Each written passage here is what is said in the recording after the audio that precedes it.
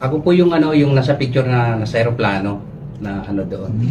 Ako yun na minsan ginamit din nila drones na iniba yung tao. Ako po yun, yung picture na yun, yung one na yun. So, bali nag-deal ano kami noon, convoy full force kami noon eh. Papunta kaming hangar.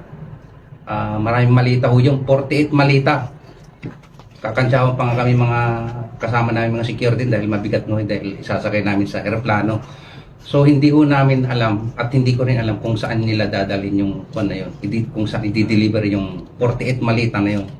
Yung sa eroplano na dinala namin na ano.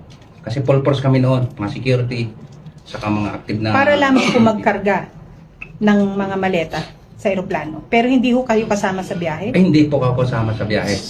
Yun, kinarga doon sa ano sa eroplano. Yung kasama din ako nagkarga doon kasi security driver din ako. Kaya alam ko kung saan yun. Naagip nga yung ano yung malita doon. Ako po yun.